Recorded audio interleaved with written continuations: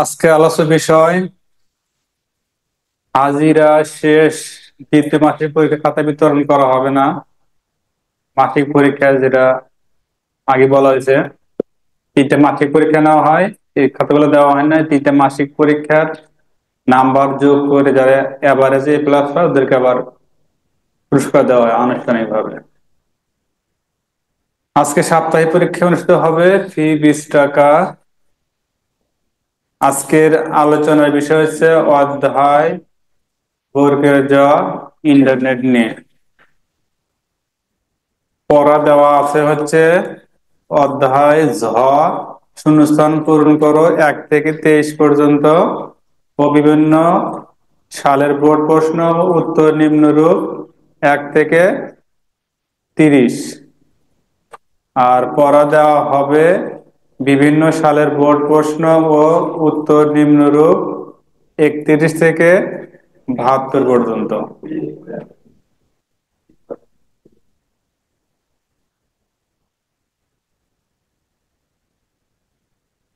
বেতন যাদের বকেয়া আছে পরিশোধ করবেন। 1 বছর মেয়াদি ভর্তি ও অ্যাডমিশন, এটা তো পূর্ববর্তী বিষয়। সাপ্তাহিক ও মাসিক পরীক্ষা যারা অংশগ্রহণ করবে না তাদেরকে ব্যবহারিক পরীক্ষায় আশানুরূপ নাম্বার দেওয়া হবে না। তাহলে আলোচনা চলে যাই অধ্যায় বর্গের জ ইন্টারনেট।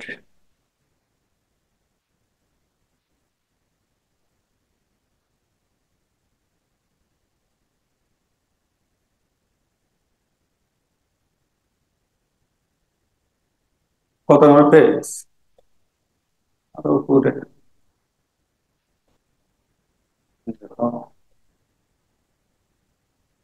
এটাই তো,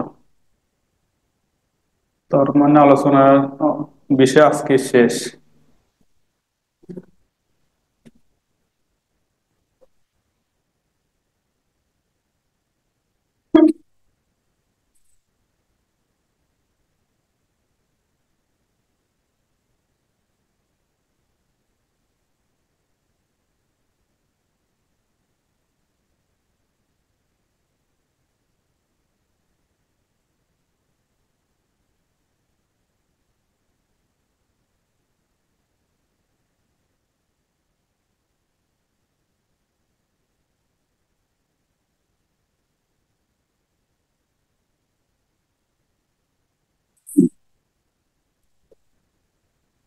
সেদিকে খেয়াল করেন, আজকের অধ্যায় হচ্ছে বর্গের জ ইন্টারনেট। অর্থাৎ একে প্রশ্ন আছে ওয়েব ব্রাউজার কি।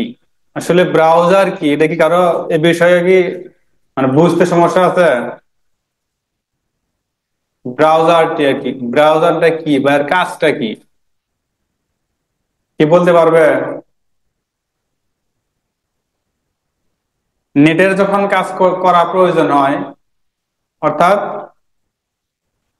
প্রতিটি কাজের জন্য একটা সফটওয়্যারের প্রয়োজন। কম্পিউটারে প্রত্যেকটা কাজের জন্য একটা সফটওয়্যারের প্রয়োজন।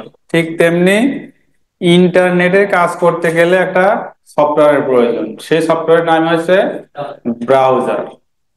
এখন এই ব্রাউজার কিন্তু অনেকগুলো আছে, তো এগুলো আস্তে আস্তে আসবে। তো সেই ব্রাউজার, ওয়েব ব্রাউজার কি, এটা বলা হচ্ছে যে ওয়েব সেবা প্রদানকারী ইন্টারফেস। অর্থাৎ ওয়েবসাইটে যে কাজগুলো করা হয় এটার একটা ইন্টারফেস, মানে কি বিশাল একটা জায়গা, এরিয়ার নির্দিষ্ট স্থান বুঝাইছে। 2 নম্বরে 3টি জনপ্রিয় সার্চ ইঞ্জিনের নাম। যেমন এখানে দেওয়া আছে গুগল, ইউটিউব, ইয়াহু, ইউটিউব। সবচেয়ে বেশি জনপ্রিয় হচ্ছে গুগল, এটা আমরা ইউজ করি। টপে আছে গুগল। 3টি ব্রাউজার এ সফটওয়্যারের নাম এই চলে আসছে ব্রাউজার। গুগল ক্রোম এটা একটা ব্রাউজার, মোজিলা ফায়ারফক্স এটা একটা ব্রাউজার, অপেরা মিনি এটা একটা ব্রাউজার, এভাবে অনেক ব্রাউজার আছে। ডেস্কটপের জন্য এক ধরনের ব্রাউজার, অর্থাৎ উইন্ডোজ যে সফটওয়্যার আছে উইন্ডোজ একটা বেস অপারেটিং সিস্টেম এর জন্য আমরা চালাই কি উইন্ডোজ। উইন্ডোজ কি কি আছে, 7, 8, 10, এগুলো 11। এই সফটওয়্যারের জন্য এক ধরনের এক ধরনের সফটওয়্যার তৈরি করে। আর আমরা যে ফোন চালাই, অ্যান্ড্রয়েড ফোন, এই অ্যান্ড্রয়েডের জন্য কিন্তু আলাদা ভিন্ন একটা সফটওয়্যার। কারণ অ্যান্ড্রয়েডের সফটওয়্যার কিন্তু ডেস্কটপে চলে না, আর ডেস্কটপের যে সফটওয়্যার সেটা কিন্তু অ্যান্ড্রয়েডে চলে না, সাপোর্ট নেয় না। দুইটার দুই রকম বেস। 4 নম্বরে হোম পেজ কি? কোনো ব্যক্তি বা প্রতিষ্ঠানের ওয়েবসাইট ওপেন করলে প্রথমে যে পেজটি প্রদর্শিত হয় তাকে হোম পেজ বলে। অর্থাৎ কোনো ওয়েবসাইটে প্রথমে ঢুকলে যেটা আমরা পাই, যেমন BTEB.gov. এটা কিন্তু অনেক সময় প্রশ্ন দেয় যে কারিগরি শিক্ষা বোর্ডের ওয়েবসাইটের অ্যাড্রেসটা কি। এটা কিন্তু হচ্ছে BTEB, Bangladesh technical education board. এটা হচ্ছে মূল অ্যাড্রেস, ঠিকানা। আর বাকি যে দেওয়া আছে এটা ভিন্ন, কোম্পানি থেকে নেওয়া, সেই নামে চলে আসছে এটা। সরকারি প্রতিষ্ঠান BD। তো যখন আমরা এই ওয়েবসাইটে প্রবেশ করব, প্রবেশ করার পরে যে ইন্টারফেস, যে পেজটা আমরা দেখতে পাই এট ফার্স্ট, যেটা এখন আমাদের সবার সম্মুখে চলে আসছে, এটাকে বলা হয় কি? এই যে লেখা আছে 4 নম্বরে, হোম পেজ। প্রথম যেটা পাবো সেটা হচ্ছে হোম পেজ। 5 নম্বর আছে বাংলাদেশে প্রথম ইমেইল সার্ভিস চালু হয় কোন সালে? আমাদের দেশে 1993 সালে ইমেইল সার্ভিসটা শুরু হয়। 6 নম্বরে ইমেইল অ্যাকাউন্ট খোলার জন্য কি ব্যবহার করতে হয়? ইমেইল অ্যাকাউন্ট খোলার জন্য লগ আউট অথবা সাইন আপ, যে কোনো একটা ইউজ করে আমরা নতুন অ্যাকাউন্ট খুলতে পারি। অ্যাকাউন্ট খোলার পরে আরো কিছু কাজ থাকে। 7 নম্বর দেওয়া আছে ইমেইল অ্যাকাউন্ট থেকে বেরিয়ে আসার জন্য কি ব্যবহার করতে হয়? যখন আমার ইমেইল আইডিতে কাজ করার পরে আমার ল্যাপটপে আমি আমার ইমেইল আইডি ওপেন করলাম, কাজ করলাম, সেটাকে আমি ক্লোজ করে দেব। আমি যদি সরাসরি ক্লোজ করি, অন্য কেউ যদি ব্রাউজার ওপেন করে, তাহলে আমার ওই ইমেল আইডি সে দেখতে পারবে, প্লাস কাজ করতে পারবে বা কোনো কিছু করতে পারবে। আর যখন আমি ওটাকে লগ আউট করে দেব বা সাইন আউট করে দেব, তখন আর কোনো সুযোগ নাই। এজন্য ইমেইল অ্যাকাউন্ট থেকে বেরিয়ে আসার জন্য কি ব্যবহার করতে হয়? লগ আউট অথবা সাইন আউট।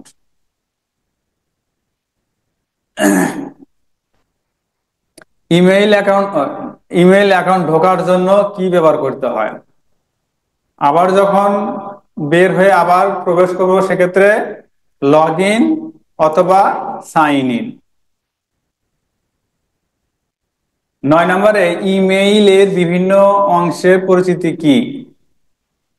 উত্তরে যেমন একটা অ্যাড্রেস দেওয়া আছে এখানে, pollycomputer@gmail.com। এখানে পল্লী কম্পিউটার হচ্ছে ইউজার নেম। যে ব্যক্তি এই ইমেল আইডি ব্যবহার করে তার নাম, সেটা যে নামই হোক না কেন, এজন্য এই অংশকে বলা হচ্ছে ইউজার নেম, মানে ব্যবহারকারীর নাম। এরপর একটা চিহ্ন, যেটাকে বলা হয় @ বা @ ভিন্ন ভিন্ন ভাবে উচ্চারণ করে। তারপর হচ্ছে জিমেইল, এটা হচ্ছে একটা সার্ভারের নাম। তারপর শেষ হচ্ছে .com, ডোমেইন নেম বা কোম্পানি, এরকম বোঝায়। এগুলো সব তো কিনে নিতে হয়, এটাও কিনে নিতে হয়, এটাও কিনে নিতে হয়। এগুলো সেল করে, এগুলো সব সেল করে, যার যার চয়েস মধ্যে এগুলো নিয়ে নেয়। 10 নম্বরে ইন্টারনেট কি? উত্তরে ইন্টারনেট হলো আন্তঃসংযোগ ব্যবস্থা। আন্তঃসংযোগ ব্যবস্থা, বিশাল জায়গা থেকে জায়গাতে আমরা সংযোগ স্থাপন করে কাজ করি। ব্রাউজিং কি? ব্রাউজিং কথাটির অর্থ হলো যে কোনো প্রতিষ্ঠানের ওয়েব অ্যাড্রেসে প্রবেশ করে উক্ত প্রতিষ্ঠান সম্পর্কে বিস্তারিত জানা। ব্রাউজিং মানে খোঁজ খবর নেওয়া, যাচাই করা, দেখা, জানাশোনা ইত্যাদি। 12 নম্বরে ইমেইল। ইমেইলের ক্ষেত্রে সিসি ও বিসিসি এর মাঝে পার্থক্য কি? সিসি এর পূর্ণরূপ কার্বন কপি এবং বিসিসি এর পূর্ণরূপ ব্লাইন্ড কার্বন কপি। সিসি এর মাধ্যমে কোনো মেইল প্রেরণ করলে সেখানে সেন্ডারের ইমেইল অ্যাড্রেস শো করবে, কিন্তু বিসিসি এর মাধ্যমে কোনো ইমেইল প্রেরণ করলে সেখানে প্রেরকের অ্যাড্রেস শো করবে না। একটা ইমেল আইডিতে ঢুকে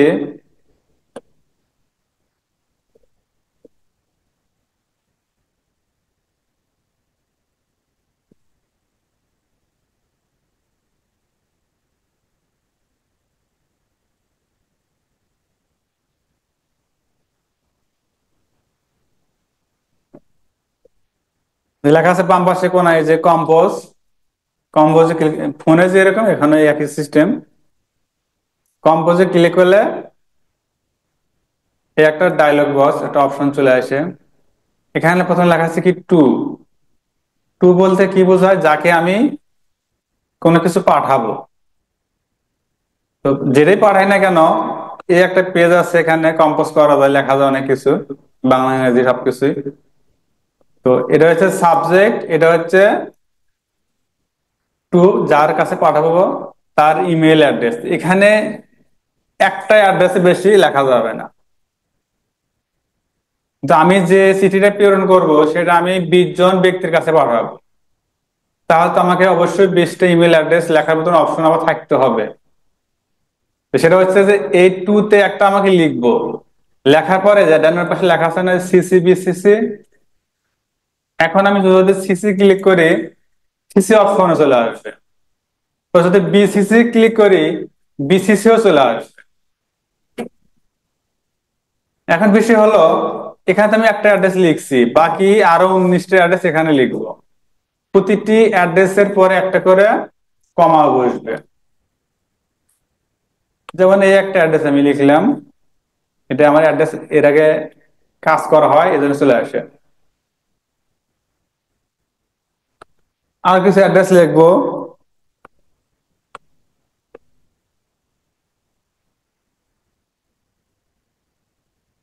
ইমেলের ক্ষেত্রে সবগুলো অক্ষর ছোট হাতের হয়। তো ধরে নিলাম এই একটা অ্যাড্রেস আমি চয়েস দিয়ে নিলাম।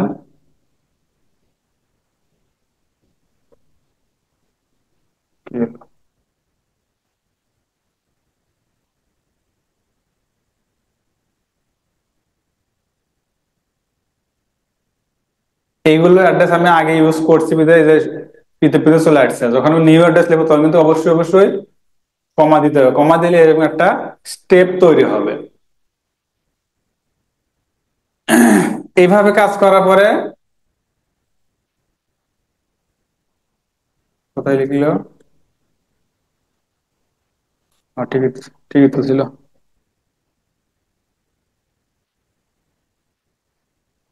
একটা অ্যাড্রেস বানায় নেই। @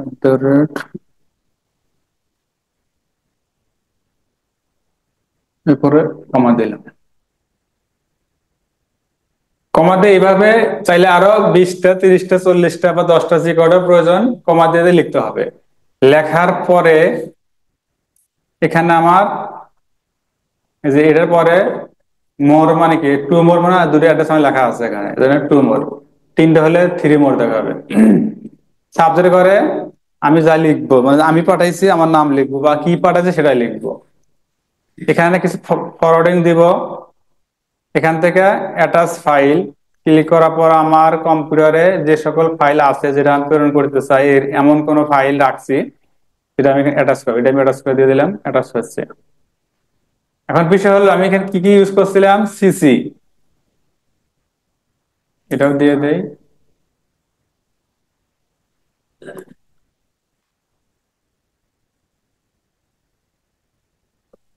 সিসি ইউজ করছিলাম, বলা আছে কি যে সিসি ইউজ করলে সেন্ডারের ইমেল অ্যাড্রেস যার কাছে পাঠানো হয়েছে সে পাবে। আর পাশে কি আছে এখানে, বিসিসি।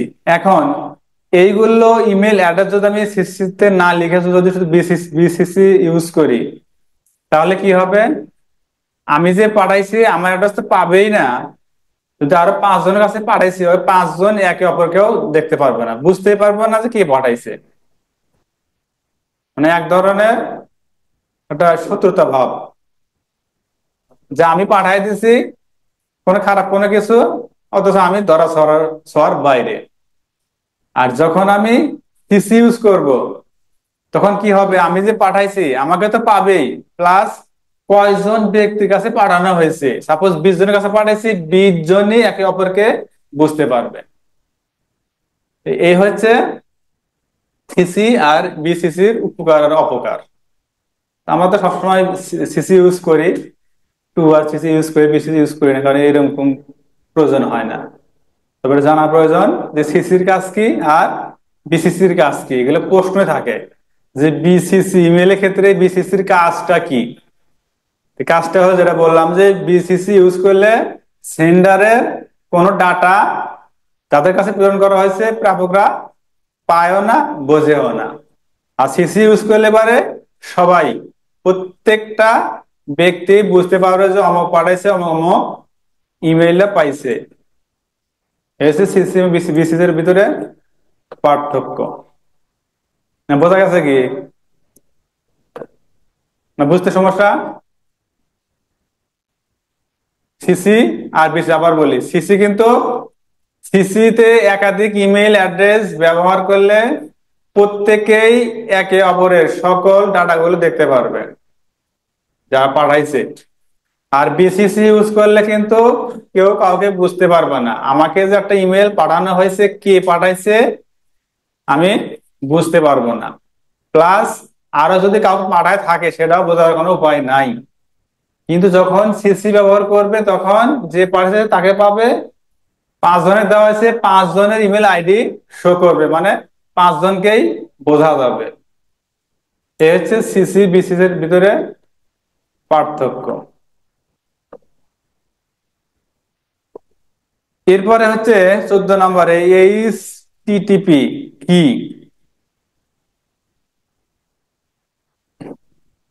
ওয়েবে কোনো ফাইল ট্রান্সফারের জন্য যে বিশেষ একগুচ্ছ রীতিনীতি ব্যবহার করা হয় তাকে হাইপারটেক্সট ট্রান্সফার প্রোটোকল বা এইচটিটিপি সংক্ষেপে বলা হয়। প্রত্যেকটা ওয়েব অ্যাড্রেস এটা থাকবেই।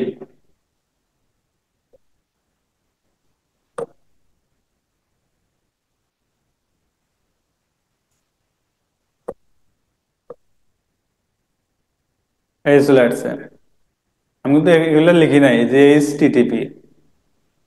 প্রত্যেকটা অ্যাড্রেসে ঢুকলে যেটা মূল অ্যাড্রেস, মূল ঠিকানা, সেটা লেখার পরে ঢোকার পরে অটোমেটিক প্রথমে এইচটিটিপি চলে আসবে।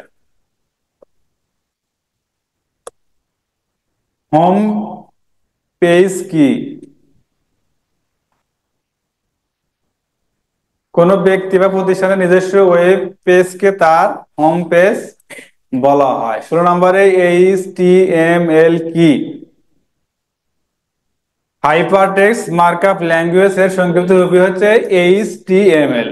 হাইপারটেক্সট এর কিওয়ার্ড এবং পয়েন্টার বা লিঙ্ক সমূহকে চিহ্নিত করার জন্য বিশেষ ধরনের সাংকেতিক ভাষা ব্যবহার করা হয়, একে এইচটিএমএল বলে। ইলেকট্রিক মেইল কি, ইলেকট্রনিক মেইলকে সংক্ষেপে ইমেইল বলে। ইমেইল হলো কম্পিউটার ভিত্তিক একটি সংবাদ আদান প্রদান ব্যবস্থা। আগে ছিল পোস্ট অফিসের মাধ্যমে, এখন হয়ে গেছে অনলাইন ভিত্তিক ইমেইলের মাধ্যমে। আর ইমেলকে বলা হয় ইলেকট্রনিক বা ইলেকট্রিক মেইল। ই কমার্স কি? ই কমার্স হচ্ছে ইলেকট্রনিক পদ্ধতির মাধ্যমে ব্যবসা বাণিজ্য করা, অর্থাৎ ইন্টারনেটের মাধ্যমে ব্যবসা বাণিজ্য পরিচালনা করা।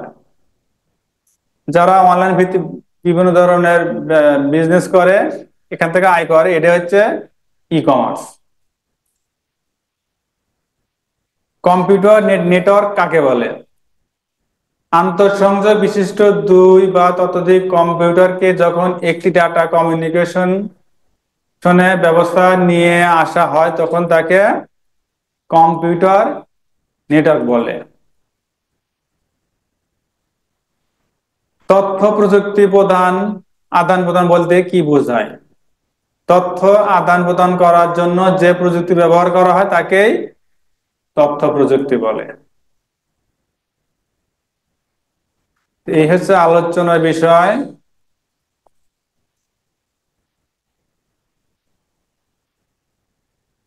এখন যে পড়া দেওয়া ছিল, কি কয়জন পড়ছে কয়জন পড়ে নাই, তো যাচাই করি।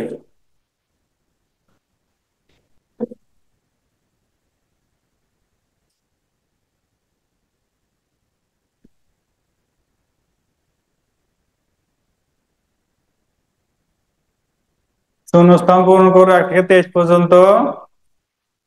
বিভিন্ন সালের বোর্ড প্রশ্ন উত্তর নিম্নরূপ হচ্ছে। 1 থেকে কত দিছি? 30 না?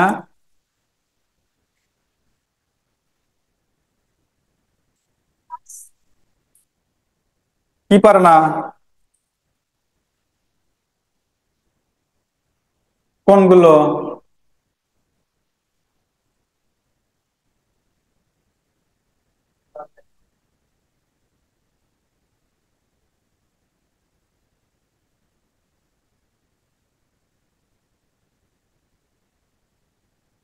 এরপরে আর 4টে ক্লাস আছে, হয়তো বা এরকম হবে, বাড়তেও পারে। 14 তারিখ, 21 তারিখ, 28 তারিখ, 4 তারিখ, 4টে ক্লাস আছে। এটা এখনো বলা মুশকিল। তো জানুয়ারি মাসে পরীক্ষা হতে পারে আনুমানিক 10 তারিখ কিংবা 17 তারিখ।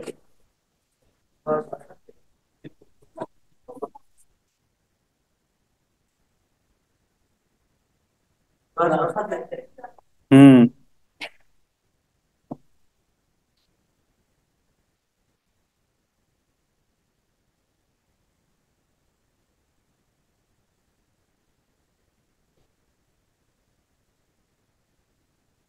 কি বললাম? বোর্ডে তো বললাম, বোর্ডই বললাম যে হয় 10 তারিখ, না হয় 17 তারিখ।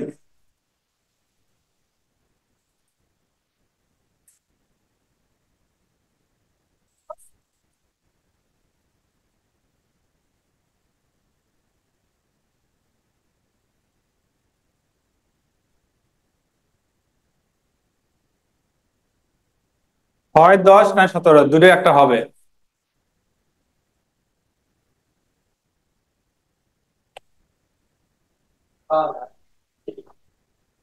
আচ্ছা, পরে ধরি।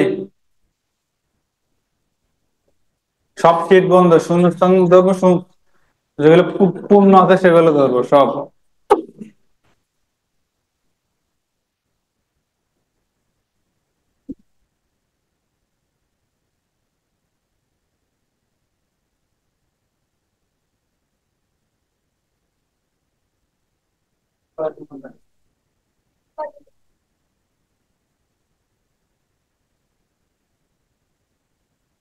ওকে, পুস্তক বন্ধ করি না?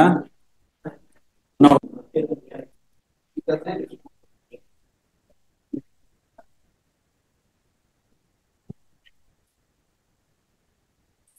এই ছেড়ে দেবে, শেষ থেকে শুরু।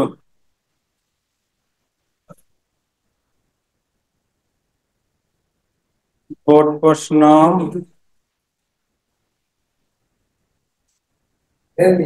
হুম।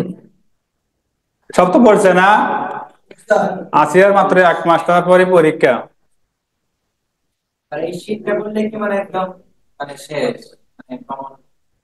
না, এই শীটটা বললে পারে এখানে যে পরীক্ষা নেওয়া হয়, ক্লাস নেওয়া হয় এখানকার জন্য 100%।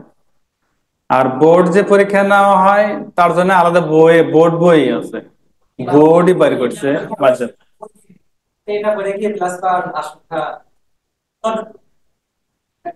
এটা পরেই প্লাস পাওয়া যাবে, কিন্তু পড়তে হবে A to Z সব। কিন্তু A to Z সবাই পড়ে না।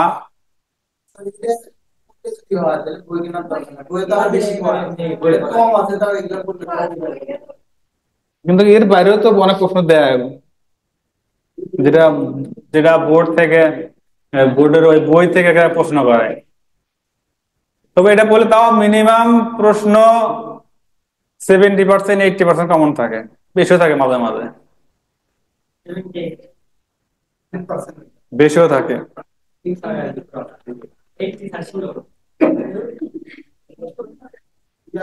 শিওর দেওয়ার ক্ষমতা নাই, প্রশ্নটা আমি করবো না।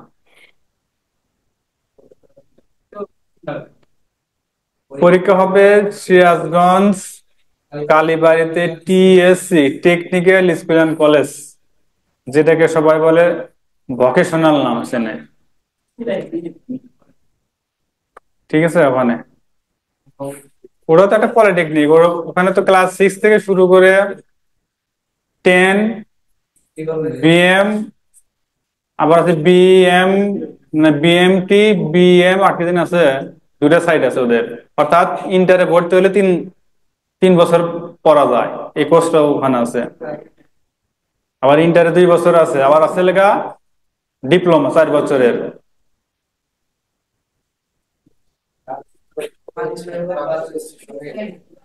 কালেক্টর লেখা প্রাইভেট প্রতিষ্ঠান, DC অফিসের আন্ডারে, DCর আন্ডারে। হ্যাঁ, গার্ড দেয় মোটামুটি, শেয়ার করা যায়।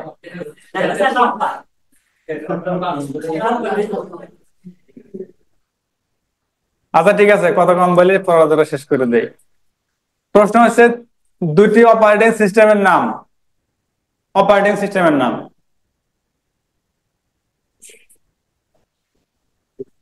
হ্যাঁ, কে বলে পড়ছে?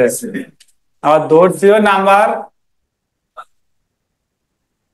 একেতে প্রশ্ন ধরছি, অপারেটিং সিস্টেমের নাম কি? পারে না? কতবার আমি উচ্চারণ করলাম তখন। কম্পিউটারে এক সফটওয়্যারে চলে, তারপরে ফোনে একটা চলে, ফোন চলে অ্যান্ড্রয়েড ভার্সন, অ্যান্ড্রয়েড সফটওয়্যারে, আর কম্পিউটার চলে কিসে? হয় যে বলতেছে ধরতে, যা সে পারে না। আমি ওকে সাপোর্ট দিচ্ছি, অপশন দিলাম, যে ও কতটুকু অ্যালার্ট আছে এটা তো বোঝা লাগবে। আমি তো এগুলো আলোচনা করছি, ও ক্লাসের বাইরে ছিল না ভিতরে ছিল এটা দেখতে হবে। 1 টেরাবাইট সমান কত গিগাবাইট? টেরাবাইট কত গিগাবাইট? কত গিগাবাইটে 1 টেরাবাইট হয়? 1024 গিগাবাইটে 1 টেরাবাইট। প্রশ্ন তো একই, খালি এদিকে তো ঘুরাইছি।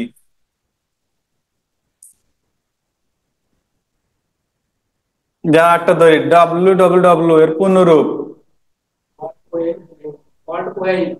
Wide web, world wide web. ঠিক আছে, তারপরে তিনটা অ্যাপ্লিকেশন সফটওয়্যারের নাম। ডাটাবেস, তারপরে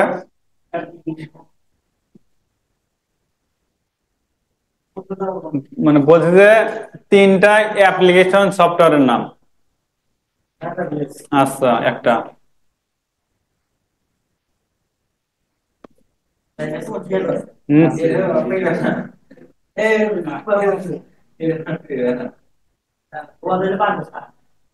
আমি কি বইয়ে বাইরে গেছি?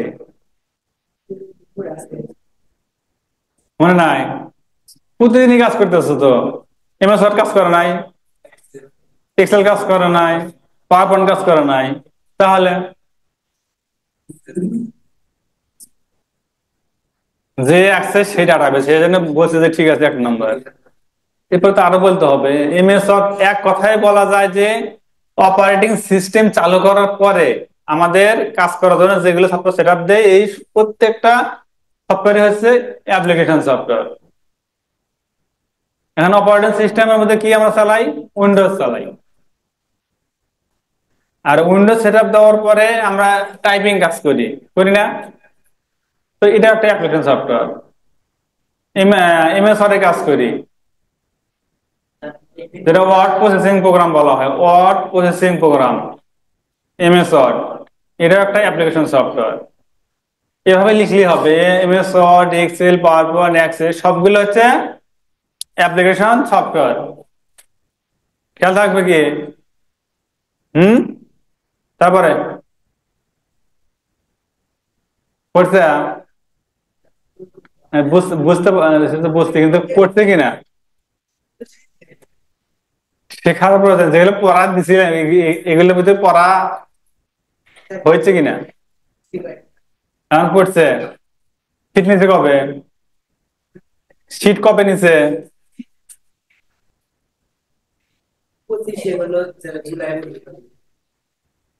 হোক, সমস্যা কি? শীত তো একটাই, সিলেবাস তো চেঞ্জ হবে না। যে সিলেবাস সেটা বড় থাকবে, আর যেগুলো সিলেবাস আকারে প্রশ্ন উত্তর করা আছে এগুলো থাকবে, চলবেই। কাজে শীত তো নিলে কোনো লস নাই। একটা শীতের দাম কয় টাকা? কত? 50 টাকা? 60 টাকা নেয়? 60 টাকা একটা শীত। একটা বই কিনতে লাগবে 250 টাকা। একটা বইয়ের দাম 250, একটা শীতের দাম 60 টাকা। পড়তে হবে, পড়ার জন্য একটুখানি কষ্ট করতে হবে। A4 সাইজ কাগজের মাপ।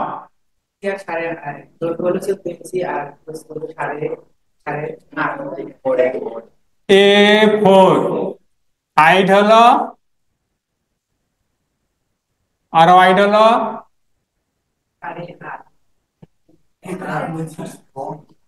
রং হয়েছে ঠিক আছে, ঠিক হয় নাই।